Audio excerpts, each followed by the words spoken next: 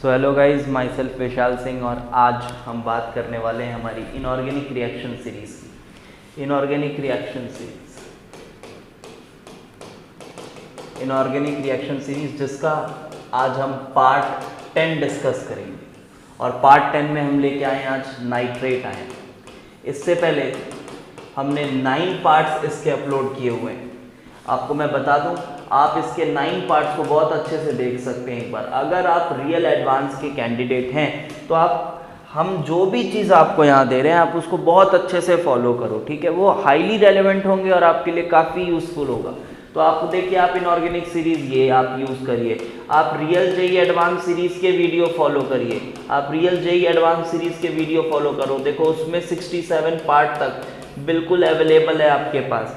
और उसके बाद अभी हमारी जो लेटेस्ट सुपर 5 प्रॉब्लम्स वाली सीरीज़ चल रही है वो काफ़ी हेल्पफुल है। उसमें 4 वीडियोज़ आ चुकी हैं और इसमें अगली वीडियो आने वाली है क्वालिटेटिव पे, ठीक है। इसमें अगली वीडियो क्वालिटेटिव पे आने वाली है।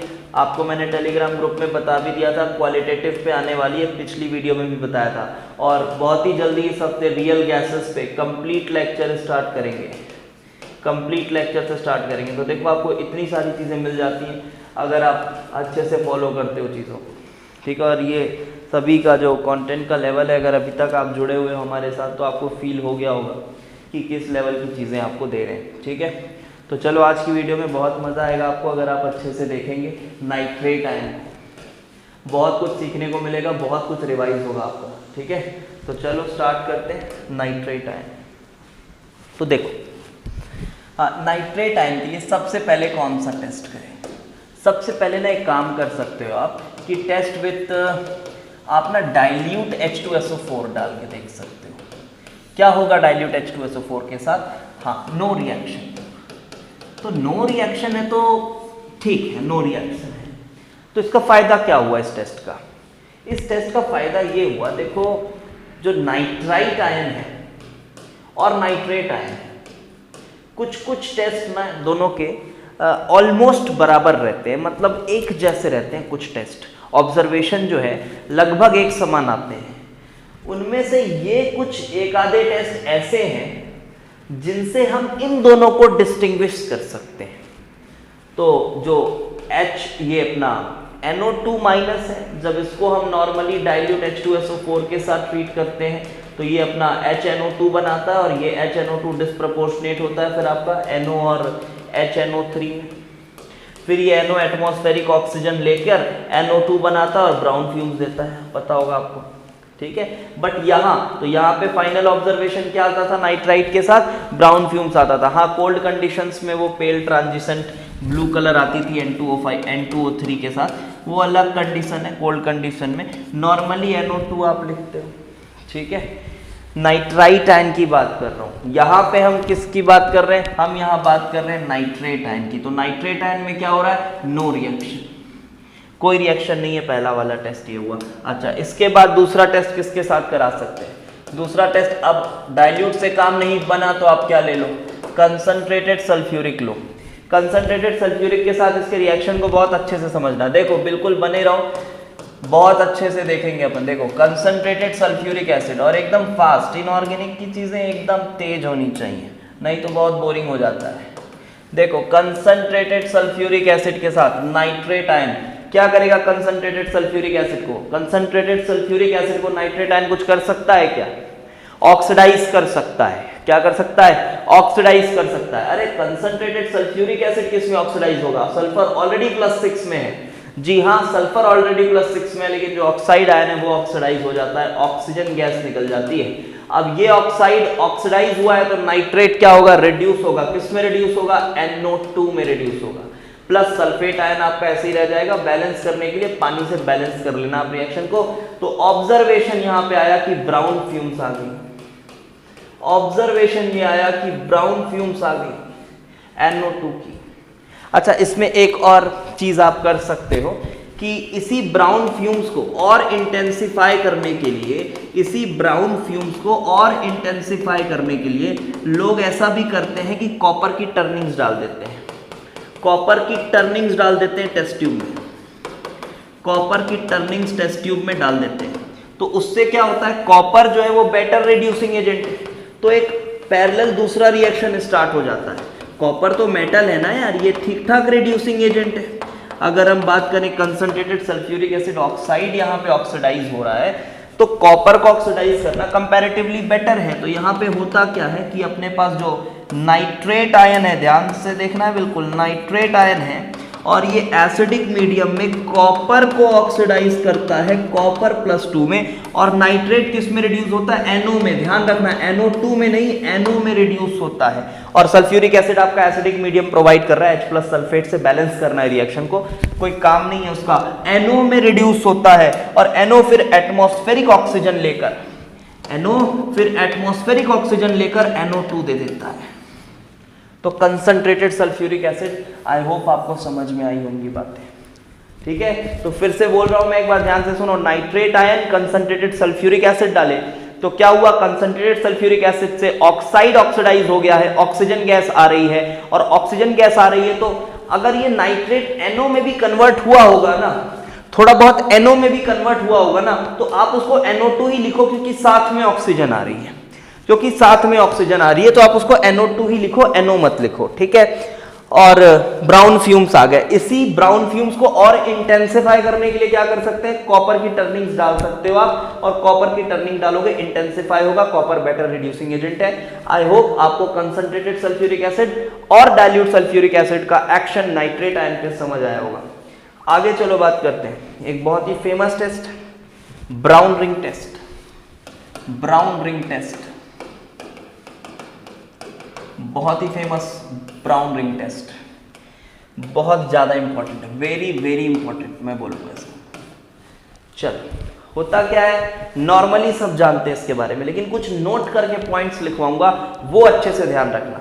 नॉर्मली सब जानते हैं इसके बारे में, क्या किया जाता है, आपके पास नाइट्रेट का सॉल्यूशन होता है और इस सॉल्यूशन में टेस्ट ट्यूब में आप फ्रेशली प्रिपेयर्ड फेरस सल्फेट डालते हो along with concentrated sulphuric acid, यही करते हो, फ्रेशली प्रिपेयर्ड फेरस सल्फेट डालते हो along with concentrated sulphuric acid. तो आप क्या पाते हो, अब थोड़ा सा जिस एंगल में बता रहा हूं उसी एंगल से सोचना।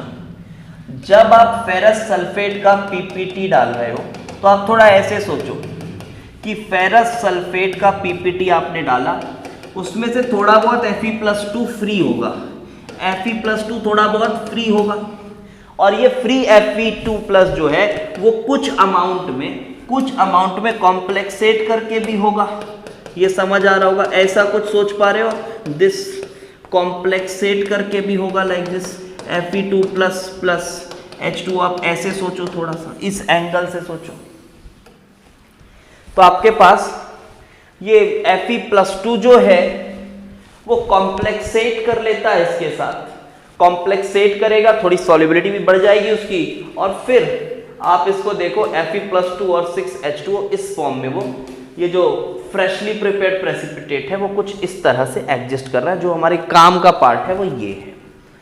अब देखो ये जो Fe+2 आयन, जो आपका फ्री Fe+2 आयन पड़ा हुआ है, इसको नाइट्रेट क्या करेगा, ऑब्वियसली ऑक्सीडाइज करेगा। तो नाइट्रेट इसको ऑक्सीडाइज करेगा लाइक दिस NO3-, और अपने पास यहां पड़ा हुआ था Fe+2, इसको ऑक्सीडाइज करेगा Fe+3 में, खुद कन्वर्ट हो जाएगा किसमें, NO में, खुद कन्वर्ट हो जाएगा NO में।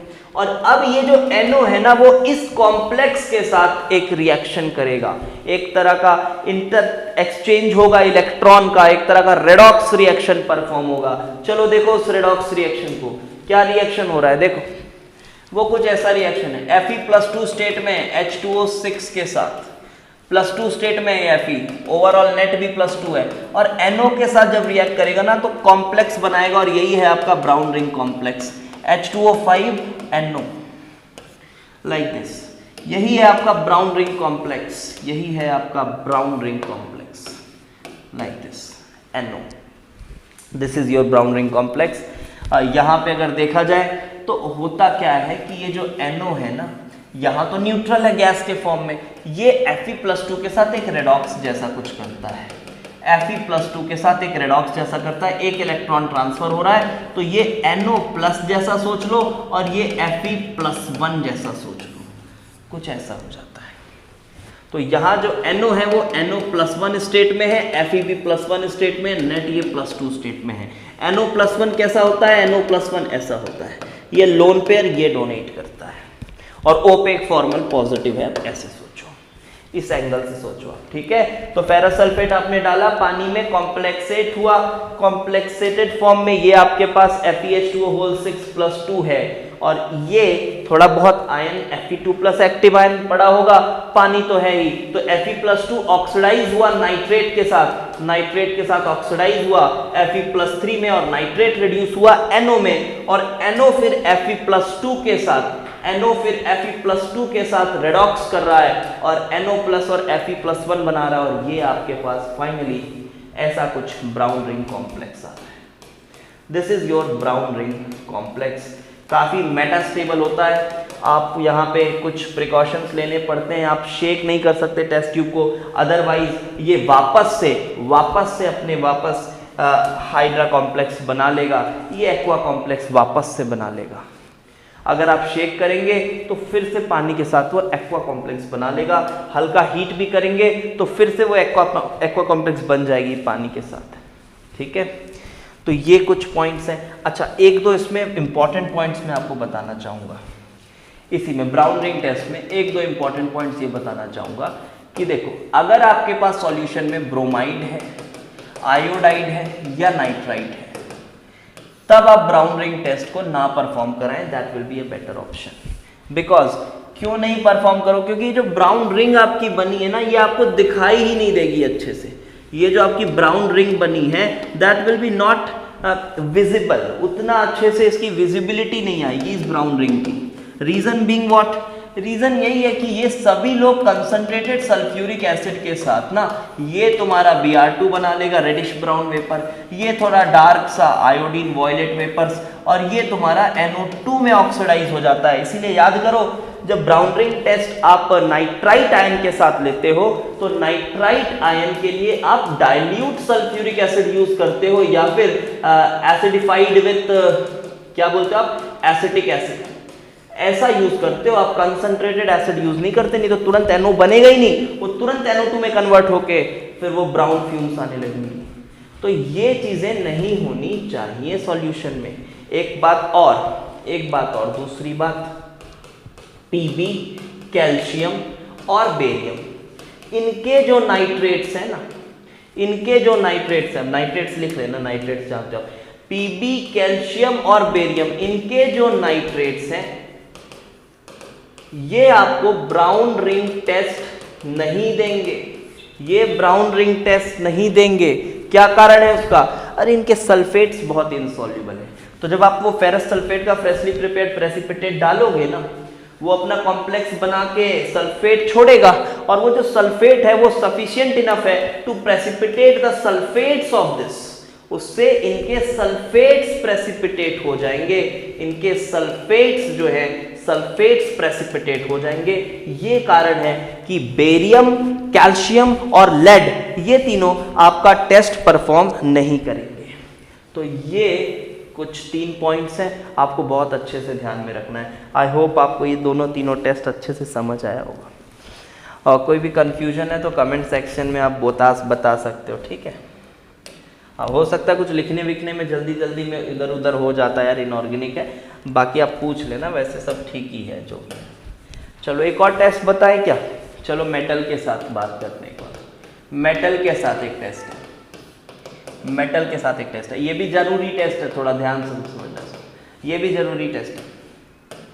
आप देखो, आपके पास नाइट्रेट आयन है, और नाइट्रेट आयन को आप जिंक के साथ ट्रीट कर रहे हो कंसंट्रेटेड बेस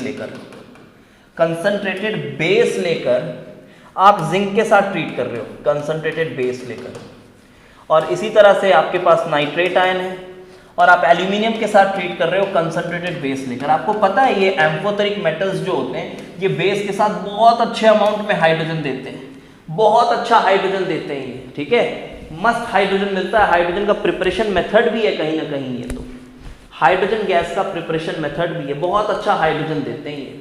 तो उससे यहाँ क्या काम है? अब देखो हाइड्रोजन देते हैं तो हम ऐसा सोच सकते हैं कि बीच में नेसेंट हाइड्रोजन बना होगा, और उसके बाद वो हाइड्रोजन में कन्वर्ट हुआ होगा। बहुत सारे नेसेंट हाइड्रोजन्स बने होंगे, हम ऐसा सोच सकते हैं, बहुत सारे नेसेंट हाइड्रोजन्स बने होंगे, और ये नेसेंट हाइड्रोजन्स ये नाइट्रेट को क्या कर देते हैं, रिड्यूस कर देते हैं। हाँ, ये तो अपना कॉम्प्लेक्स बनाएंगे, यही वाला OH होल 4 माइनस 2, और ये एल्यूमिनियम क्या बनाता है, AlOH होल 4 माइनस 1, ये अपना कॉम्प्लेक्स बनाएंगे, ये तो अपना कॉम्प्लेक्स बनाएंगे, लेकिन ये जो नाइट्रेट है ना, ये नेसेंट H को लेकर अमोनिया में कन्वर्ट हो जाता है। जी हाँ, ये नेसेंट H को लेकर अमोनिया में कन्वर्ट हो जाता है। तो यहाँ से अमोनिया गैस निकलने लगती है, नाइट्रेट आयन का टेस्ट है। आपको एक बात बताऊं, ये टेस्ट ना नाइट्रेट के साथ साथ नाइट्राइट आयन भी परफॉर्म करता है। तो इस टेस्ट से नाइट्रेट आयन का कंफर्मेशन नहीं कर सकते आप, नाइट्राइट आयन भी सेम ऑब्जर्वेशन देता है, वो भी अमोनिया में रिड्यूस होता है, और अमोनिया में रिड्यूस होता है। फिर अमोनिया को पकड़ना आसान है, अमोनिया को पकड़ना कैसे आसान है, चलो उसकी भी बात कर लेते हैं, ठीक है। अमोनिया के लिए क्या टेस्ट है, test for ammonia, test for ammonia gas. तो पहला तो वही है सब आपका कि हाँ पंजेंट स्मेल, फिर आप लिटमस पेपर को देख सकते हो, ब्लू टर्न करेगा, लिटमस पेपर को ब्लू टर्न करेगा। एक और इम्पॉर्टेंट टेस्ट है, दो इम्पॉर्टेंट टेस्ट है एक्चुअली इसके।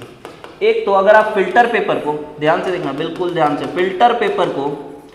फिल्टर पेपर को नेस्लर्स में डिप करते हो, नेस्लर्स रिएजेंट में डिप करते हो, और फिर उस फिल्टर पेपर में अमोनिया पास कराते हो, समझो। नेस्लर्स रिएजेंट में डिप करो, नेस्लर्स रिएजेंट क्या था आपका, Hgi4 होल 2 माइनस, ये एनायन है जो एक्टिव एनायन है। इसमें जब आप इसको डिप करते हो फिल्टर पेपर को नेस्लर्स रिएजेंट के साथ, और फिर इसमें अमोनिया लाते हो, तो फिल्टर पेपर में ब्राउनिश कलर दिखने लगता है, एक ब्राउनिश अपीयरेंस आ जाता है फिल्टर पेपर में। जी हाँ, एक ब्राउनिश अपीयरेंस आ जाता है, और ये ब्राउनिश अपीयरेंस जो है वो कंफर्म करता है the presence of ammonia gas. क्या रिएक्शन था इसका, चलो वो भी बता देते हैं। रिएक्शन क्या था, बढ़िया रिवाइज करो। रिएक्शन आपके पास Hgi4 होल 2 माइनस है, और जब आपको अमोनिया मिला, हाँ बेसिक मीडियम भी है, बेसिक मीडियम में अमोनिया मिला, क्या बनता है HgO.HgNH2i,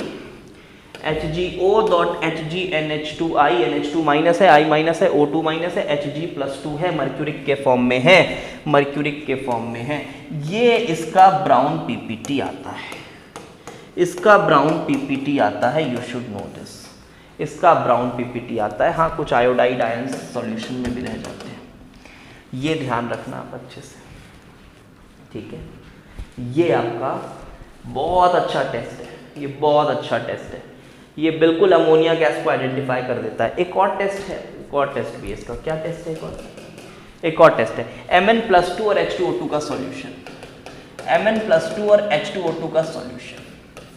ये जो सॉल्यूशन है ये आपस में तो कोई रिएक्शन नहीं देता, ये आपस में तो कोई रिएक्शन नहीं देता, लेकिन जब आप इस सॉल्यूशन में अमोनिया पास कराते हो ना, जब आप इस सॉल्यूशन में अमोनिया पास कराते हो H2O2 दिस, तो अमोनिया से OH माइनस आया, अमोनिया से OH माइनस कैसे आया, ये तो बच्चों वाली बात है, आप समझो, अमोनियम प्लस OH माइनस।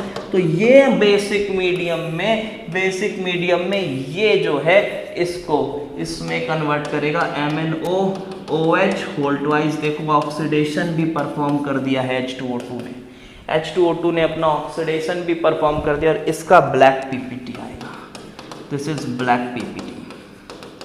ये एक्चुअली में हाइड्रेटेड फॉर्म है किसका, पाइरोलिसाइट का, this is actually hydrated form of पाइरोलिसाइट,